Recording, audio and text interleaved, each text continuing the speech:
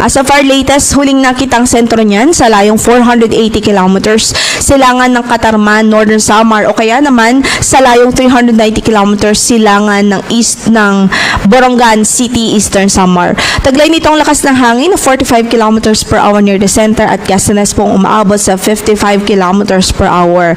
At sa kasalukuyan, may kabagalan pa rin ang kanyang movement west-southwestward at 15 kilometers per hour. At dahil nga po nasa lower limit pa rin ito ng tropical depression category, ay makikita nga po natin na hindi pa ganoon ka-compact yung mga kaulapan, yung malalakas na pagulan malapit sa sentro ng bagyo. So kung mapapansin natin, nasa dagat pa yung sentro, nasa silangang bahagi ng Eastern Visayas, pero as early as now ay nakakaranas na o nararanasan na yung mga malalakas na pagulan sa malaking bahagi ng Visayas, ilang bahagi ng Southern Luzon at ilang bahagi din ng Mindanao, particular po sa northern portion ng Mindanao.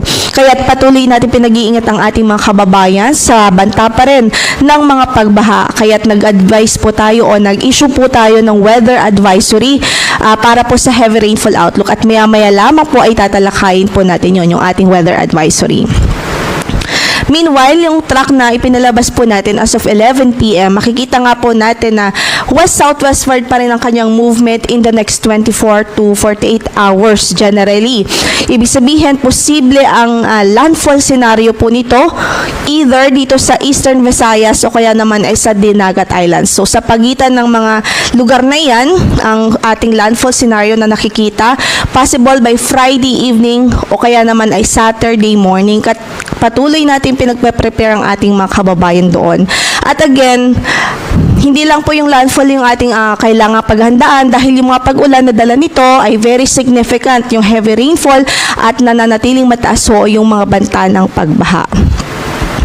So makikita nga po natin that upon making landfall, magta-traverse ito sa Visayan Island.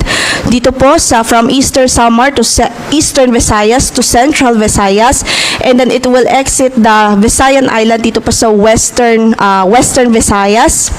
Then mag-emerge po siya sa Sulusi by Sunday ng gabi. Then itatraverse din ho nito ang northern portion ng Palawan hanggang sa makalabas po ng ating area of responsibility. So kung mapapansin po natin, isa sa mga nakikita po natin critical na kondisyon o yung scenario nito is dahil mabagal nga po itong bagyo at dala po nito yung mga malalakas na pagulan, ibig sabihin nananatiling mataas po yung banta sa ating mga kababayan doon sa mga flash floods, even yung mga landslides sa mga mountainous areas. So atin pong pinagpe-prepare ang ating mga kababayan, especially sa Southern Luzon, Visayas,